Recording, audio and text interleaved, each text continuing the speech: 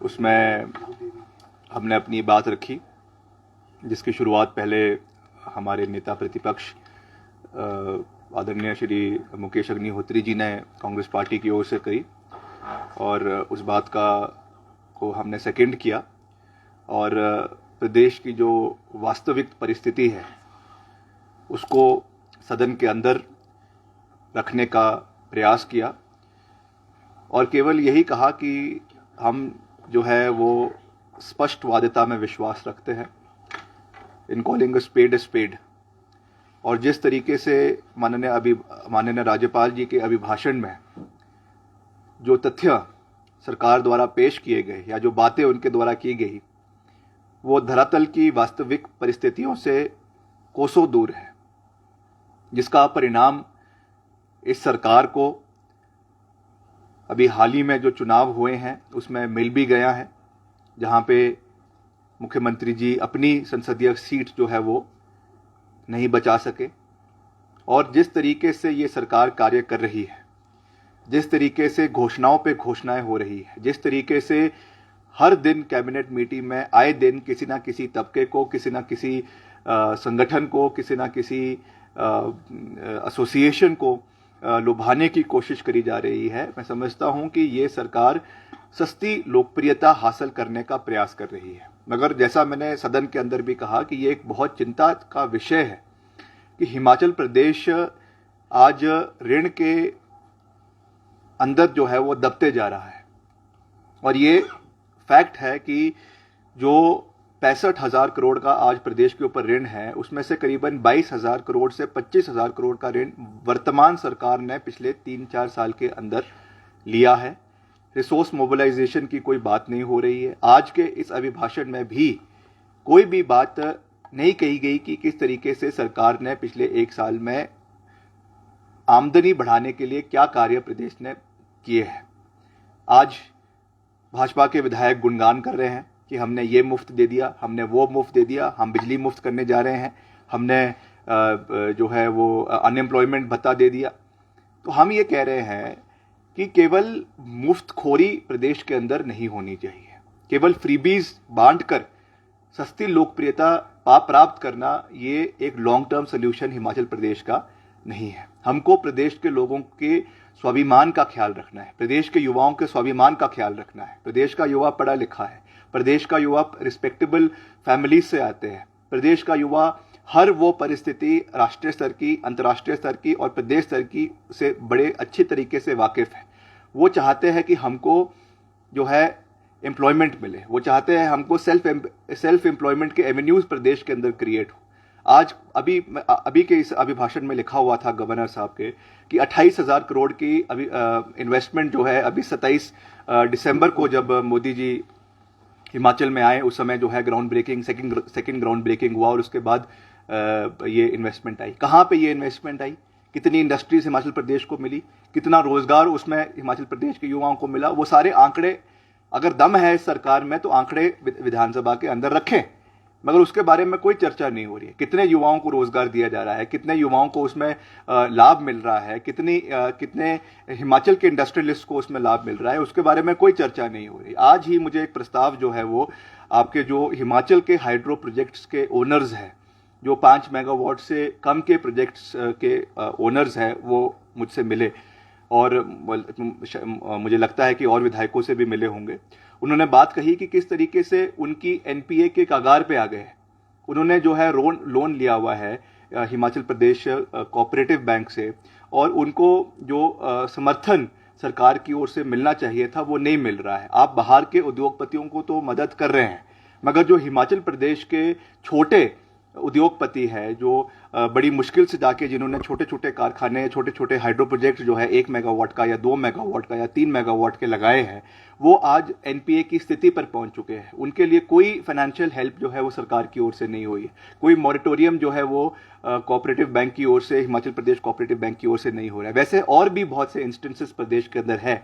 आपने पीछे देखा कि जब प्रधानमंत्री जी हिमाचल में आए थे तो टैक्सी ऑपरेटर्स ने जो है और बस ऑपरेटर्स ने, निजी बस ऑपरेटर्स ने जो है वो स्ट्राइक पे चले गए। कभी ऐसा नहीं हुआ था कि प्रधानमंत्री हिमाचल में आ रहा है और हिमाचल के लोग इस तरीके का कार्य कर रहे हैं। वो मजबूर है, उनको कोई मजा नहीं आ रहा है ये सब चीजें करने में, मगर वो मजबूर है क्योंकि उनकी आवाज को कोई सुन नहीं रहा है, उनकी आवाज को दबाने की कोशिश करी जा रही है, जिसकी वजह से ये परिस्थिति आज प्रदेश के अंदर उत्पन्न हो गई है।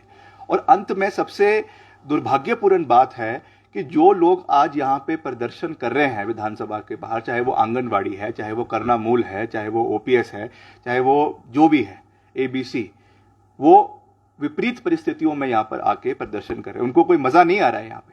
और मुख्यमंत्री जी का या सरकार का ये बयान देना कि हम उनको देख लेंगे या उनको इस तरीके की चीजें आंदोलन नहीं करना चाहिए, तो हमने विधानसभा के अंदर भी अभी अपने अभिभाषण में यही बात करी कि ये हमारा नैतिक अधिकार है।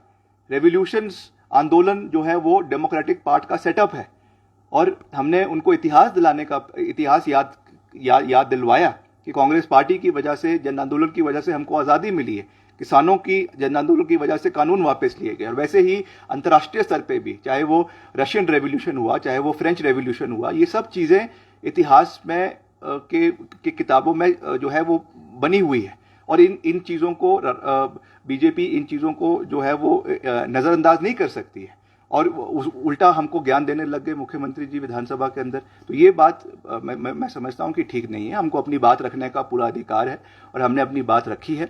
हमने कोई उनका क्रिटिसिज्म, पर्सनल क्रिटिसिज्म किसी का नहीं किया है। हमने मुद्दों के ऊपर, तथ्यों के ऊपर और आधार के ऊपर, और जो लोगों की आवाज है वो विधानसभा के अंदर रखने की प्रयास करी है। और ओपीएस की जो बात करी है कि राजस्थान सरकार ने ओपीएस की घोषणा कर दी है कि 1/1/2004 से जो है इसको लागू किया जाएगा। और हमने भी ये कहा है कि कांग्रेस पार्टी ने इस पर मंथन किया है, और हमने मुख्यमंत्री जी से निवेदन किया है कि वो उसको अभी बजट में अनाउंस कर दे। अगर नहीं करेंगे तो हम अपनी सरकार, जब प्रदेश में कांग्रेस पार्टी की सरकार अगले साल बनेगी, इस साल के अंत में बनेगी, हम पहला कार्य जो है वो ओपीएस को लागू करने का हिमाचल प्रदेश के अंदर करेंगे। बेशक इसको हमारे समय में इम्प्लीमेंट किया गया था, ये इसमें कोई दो राय नहीं है। वीरभद्र सिंह जी की पूर्व सरकार थी, एनडीए की सरकार ने इसको इम्प्लीमेंट किया था, और हिमाचल प्रदेश ने भी इसको इम्प्लीमेंट किया था। मगर अब परिस्थितियां बदल चुकी है और हम इसको, कांग्रेस पार्टी इसको हिमाचल प्रदेश के अंदर इम्प्लीमेंट करेगी। ये हमारा फाइनल निर्णय कांग्रेस पार्टी का जो है वो है। मुख्यमंत्री ने कहा वर्तमान परिस्थितियों पर बात करने की बजाय आपने हिस्टोरिकल पृष्ठभूमि गिनवा दी, आप इसको कितना तर्कसंगत मानते हैं? देखिए, मैंने उसको एक कॉन्टेक्स्ट में कहा, मैंने उसको, क्योंकि वो आंदोलन की बात कर रहे थे, तो मैंने उनको याद दिलाने का कोशिश करी, केवल उनको ही नहीं मगर जो ट्रेजरी बेंचेस में लोग बैठे हुए हैं उनको याद दिलाने की कोशिश करी कि रेवोल्यूशंस हमेशा देश का, विश्व का और प्रदेश का इतिहास रहा है। इसलिए हमको उसका मान सम्मान करना चाहिए, जन आंदोलन का सम्मान करना चाहिए। ये जरूर है कि उसमें अगर कोई ऐसे एलिमेंट्स हैं जो सरकार को ब्लैकमेल करने की कोशिश कर रहे हैं, वो अलग बात है। मगर अगर एक कोई पॉपुलर एजिटेशन अगर देश में या प्रदेश में हो रहा है तो उसको सुनना हमारा नैतिक अधिकार है। और वैसे ही ये वही स्कूल ऑफ थॉट है जिसने 1975 में जो है जेपी मूवमेंट इन्हीं लोगों की वजह से देश के अंदर पनपा था। सर, कर्मचारियों की बात कर रहे हैं, लेकिन कर्मचारियों के हितों के लिए अब आपके पास रोड मैप क्या है? नहीं, रोड मैप ये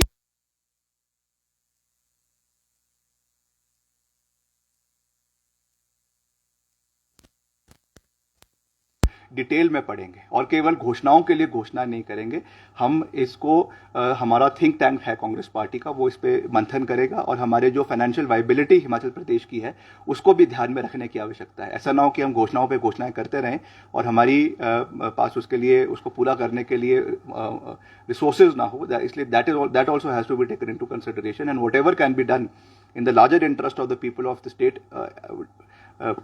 जो है ये निर्णय लिए जाएंगे आने वाले समय में। विक्रमादित्य जी, आपने एक मुद्दा क्षेत्रवाद को लेकर उठाया और मुख्यमंत्री ने खुद रिएक्ट किया बड़े इमोशनल तरीके से उसको, तो आप का क्या था ये पॉइंट के मंडी में क्या हुआ था? ये देखिए, मुझे बहुत दुख हुआ इस बात का, जब चुनाव चल रहा था तो ये बारी बारी इस मुद्दे को उठाया गया कि मंडी हमारी है, मंडी हमारी है और मंडी वालों की है। तो मैंने ये कहा कि मंडी किसी की नहीं है, मंडी हिमाचल प्रदेश के लोगों की है। और मंडी ही नहीं, हिमाचल प्रदेश का कोई भी कोना हर व्यक्ति का है। जो पांगी में बैठा व्यक्ति है, ऊना उतना ही उसका है। जो ऊना में बैठा व्यक्ति है, कांगड़ा उतना ही उसका है। इसलिए हमको प्रदेश को क्षेत्रवाद में नहीं बांटना है। मेरे पिताजी श्री वीरभद्र सिंह जी 6 बार हिमाचल प्रदेश के मुख्यमंत्री रहे और उन्होंने हमेशा हिमाचल प्रदेश को एक मुख्य धारा में जोड़ने का काम किया और उन्होंने वही संस्कार और वही सीख और वही सोच हमको दी है। इसलिए हम निरंतर उस पर कार्य करते रहेंगे। उसका किसी को अच्छा लगे या बुरा लगे, हमको उससे कोई लेना देना नहीं है, मगर हम एक सर्वत्र हिमाचल के सर्वत्र विकास की जो सोच है उसके साथ निरंतर आगे बढ़ते रहेंगे। शिमला की भी सर आपने बात की, चाहे वर्तमान बागवानों की बात हो, सड़क योजना की बात हो, स्वास्थ्य सुविधाओं की अगर हम बात करें तो वर्तमान सरकार की तरफ से जो यहाँ पर काम अभी तक फिलहाल नहीं थे उसको लेकर भी आपने सवाल नहीं किया। ये शिमला जिला को वैसे भी हर चीज़ में नज़रअंदाज किया जा रहा है। मैंने आईजीएमसी की बात करी, आईजीएमसी के डॉक्टर्स जो है वो कितने समय से स्ट्राइक के ऊपर बैठे हुए हैं, आप खुद देख रहे हैं, खुद आप उस चीज़ को कवर कर रहे हैं। और रोज़ जो है हमारे उपचार के लिए कितने दूर दूर से लोग आते हैं, कोई डोडरा कुआर से आ रहा है, कोई काशापाट से आ रहा है, कोई रामपुर से आ रहा है। और 11 बजे ओपीडी शुरू होती है, लेट शुरू हो रही है, 11:30 बजे होती है। जब तक उनका इलाज खत्म होता है, जब तक उनका जो है उसमें डायग्नोसिस होता है, उसके बाद टेस्ट के लिए जाते हैं, तब तक जो है वो आपकी लेबोरेटरीज बंद हो जाती है सरकारी, इसलिए उनको जो है प्राइवेट लेबोरेटरीज में जाने पे मजबूर हो रहे हैं। वैसे ही हमारा ओपीडी है, कितने समय से बनकर तैयार हुआ है। मैंने अभी कई डॉक्टर से जो है वहाँ पे बात करी, उन्होंने कहा कि हमारा सुपर स्पेशलिटी विंग जो है वो चमियाना के अंदर बनकर तैयार हो चुका है। उसके लिए अभी तक मेन सड़क का कोई प्रावधान नहीं हुआ है।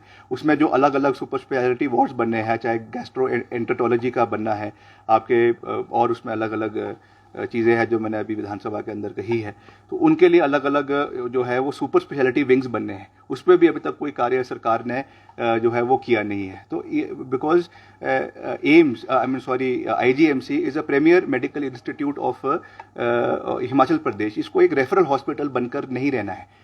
ये एक इस तरीके का मेडिकल कॉलेज है जहाँ पे रिसर्च होनी चाहिए, चाहे वो आपके कोई भी डिपार्टमेंट है, ऑन्कोलॉजी है, गैस्ट्रो एंटोलॉजी है, या जो भी और आपका पीडियाट्रिक्स है, उस पर बाकायदा रिसर्च होनी चाहिए, जहाँ पे हम केवल मरीजों का इलाज ना हो, मगर आने वाले समय के लिए भी हम कैसे नई चीज़ों पे हम रिसर्च करें, वो भी होना चाहिए।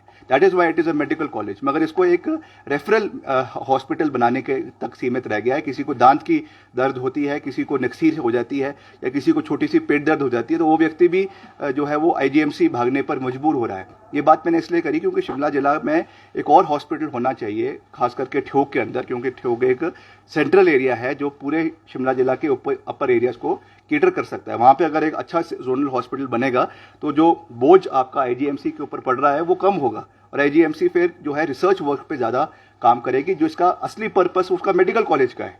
ये चीज़ें हैं जिस पे सरकार कोई मंथन नहीं कर रही है। आपने बागवानों की भी बात कही है सदन के अंदर, क्या लग रहा है आज की स्थिति में बागवानों के साथ हो क्या है? बागवानों की जो परिस्थिति आप लोगों के सामने है, राष्ट्रीय स्तर पे भी आप लोगों के सामने है, प्रदेश स्तर के ऊपर भी आप लोगों के सामने है। क्या अभी हाल पीछे एप्पल सीजन में हुआ वो आप लोगों के सामने है। किस तरीके से जो दाम हमारे बागवानों किसानों को मिले, चाहे कुल्लू के अंदर है, चाहे शिमला के अंदर है, किस तरीके से प्रोटेस्ट हुए, चाहे आपका कीटनाशक के दाम है, पेटियों के दाम है, सेपरेटर्स के दाम है, वो किस दाम से मिले और किस तरीके से उसमें बयान मंत्रियों के आए, वो चीज़ें हैं।